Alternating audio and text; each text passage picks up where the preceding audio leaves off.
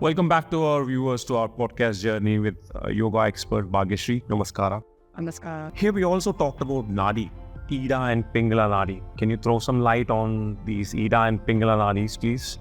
Yes, as we literally talked about sun and the moon celebrations, it's a very basic information everybody should know, or every person who is following yoga should know this. That there's always two sides of your body. One is the left is the lunar side, and the right is your sun side.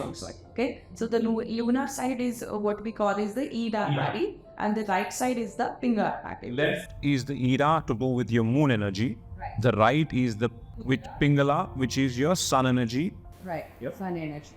So there are particular characteristics for your sun energy. Sun energy is its what? Active energy, a more of a masculinity into your body, and also it will represent what I can say, a highly activated, the masculinity. Okay, to the right side of your body, and the left side is the lunar one. Lunar one is more of the emotions, more of the feminine energy.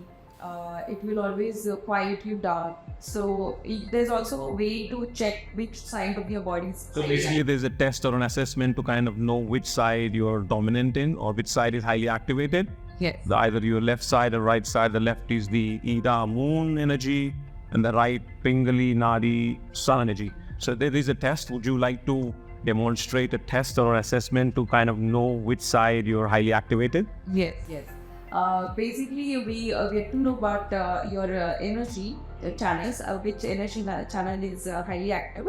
You can always check with your nostrils. Like for example, if my right nostril is fully open, I'm able to fully normally inhale and exhale from my right nostril, inhale and exhale it. If it is, There's a free flow basically. yeah. If you close your left nostril and then there's a free flow between the right, Yeah. then you would know that that's highly activated. I would say it's disactivated. Okay, Activated. activated For basically. now, is it activated? And the same is with the left side. If it is fully open, then that is normally activated. Okay. So should I be worried or concerned if one side is highly activated than the other? Not actually, because as per the daytime, like the morning time or especially in the afternoon time, definitely because of the climate there is heat, your right side will be automatically active. Activated. During the day, the right side is tend to kind of more active than the left side. In the night, again your left side will be activated. That is basic. And normal. as I said, if you once you've done the test or assessment, if you know how to do it, is there a breathing pattern or a technique Yeah. that I can practice to kind of balance these energies? Yes. The best practice is Satish Anulom Vilom practice. Anulom Pranayama. Vilom. Alternate nostril breathing. And I mean, you close the left, you breathe in through your right, and then let go of you breathe out through your left while you close the right. So Anulom Vilom is nothing but a alternate nostril breathing. Ensure the inhale and exhalation is equal. The time duration of inhalation and exhalation is equal. Equal. Yeah.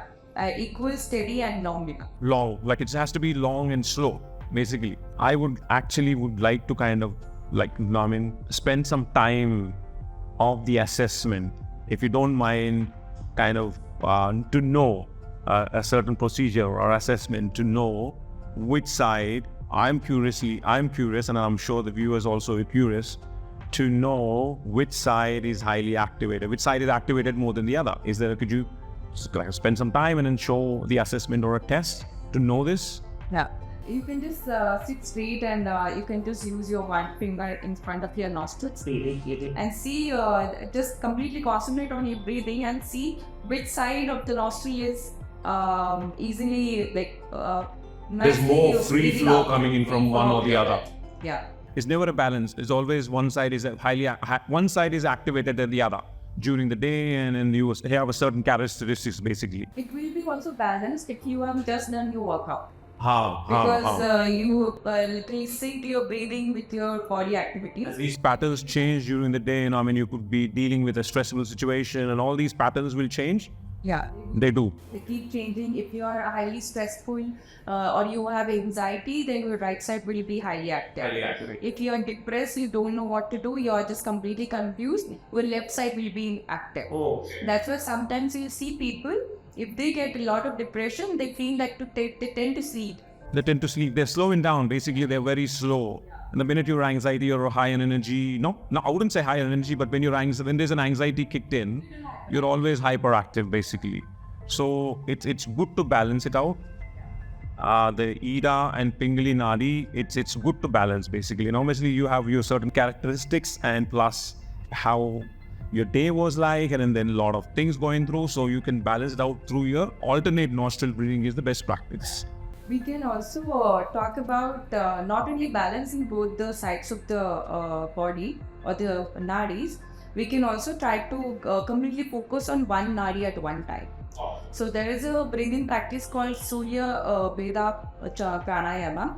Surya Veda Pranayama we help you do that is basically when you do Anulom Vilom, we don't do the alternate nostril. You keep your left nostril closed and only breathe fully and exhale from the right. Okay, that's a Surya Veda Pranayama. And in anything that will, any specific that will help with? Yes, if you are having depression, if you are having low blood pressure, then we just slightly activate your body. Basically to get more energy. I mean, you want to kind of boost your energy levels, then close your left and then only breathe in through your right and then breathe out through your right nostril only. That's called Surya Veda Pranayama. Is there anything that to calm you down? The Chandra Veda Pranayama. Is the left side nostril. So same thing again, viewers. I mean, if you are someone who wants a bit of boost of energy, the breathing techniques will help. So Surya Veda Pranayama is the one you would close your left and then only breathe in through your right and then breathe out through your right. Slow and long breaths.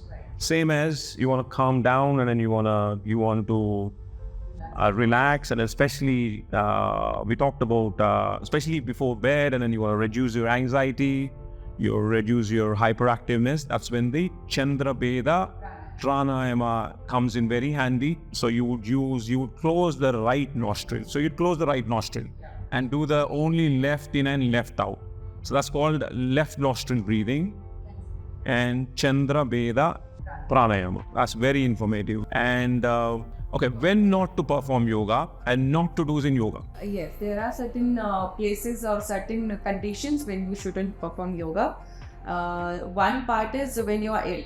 You have sickness, you're not well, you have temperature, fever, or you just have weakness. Just don't try to practice too much. I mean, there are some techniques that you can do. If you feel comfortable, do some pranayama practices, but relax your body down. But if you have stomach upset, it's better not to perform. It's better not to. So it's better to take a day off and to kind of relax. That stillness, and then you're not really 100% yourself. Try not to attend the class. Any other conditions that you shouldn't be? For females, if they are on menstruation, they are on their periods, it's better not to perform highly active yoga. There are passive yoga types that they can perform in case they have, basically females they go through the mood swings, they have period cramps. To release the period cramps also there are some yoga certain poses. Techniques and practices. Right, they can do that. Women tend to experience different levels of pain, and then some women, like we be in the gym and then practicing workouts, some women don't feel it at all. And some women, like, they're uncomfortable for the 3 and 4 days, there's a lot of discomfort and pain. Is there a certain process and procedure that can help them ease this in those menstruation time? So any yoga poses that will help them to release the muscle or the release the hip area or the lower abdomen area. So for example, is the Baddha Konasana or the butterfly position is there, pigeon position is there, or the variations of the pigeon position is there, Sphinx pose is there, happy baby pose is there. Happy baby pose. One most common pose that might help our women viewers during the menstruation. Common, easy to perform. Because that's the time they don't want to kind of do a lot of complicated asanas. They're low on energy mentally and physically. Easy to perform, which will help them to kind of ease that process. Right. Easy, the seated position as the butterfly position. Yes. The Baddha Konasana, we call that in this aspect. Okay, few basic and yet mandatory things to keep in mind when I want to attend the yoga class? Importantly, I would say keep a tissue paper with you, soft tissue. Because when you do pranayam practice, you would definitely sneeze. You are literally, because pranayam helps you to cleanse your nostrils. So it's okay you get sneezing and all. So you just A lot of demand on the respiratory system, nostrils. Basically, you breathe in a very slow, long, slow, deep breaths. right. Apart from that, make sure you clean your eyes, nostrils, your face before attending the yoga class. It Hygiene. it not only helps you to feel little refreshed, but also hygiene that will get to completely awareness about like what you're doing. You're not sleepy. I mean, don't sit into class when you're completely feeling sleepy. Another part is if you are early to the session, do some yoga practice or do some stretches, or you just sit straight and try to meditate, looking at or gazing at certain point. That is again important thing instead of just relaxing yourself down.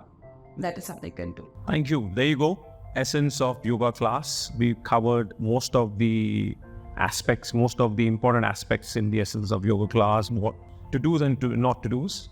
One more informative podcast. And if you have any queries relating to this podcast, or if you want us to cover any more topics in our podcast journey, reference to the wellness journey and yoga, please put that in our comment section, and we see you in the next podcast. Thank you, Bhageshwar. Thank you.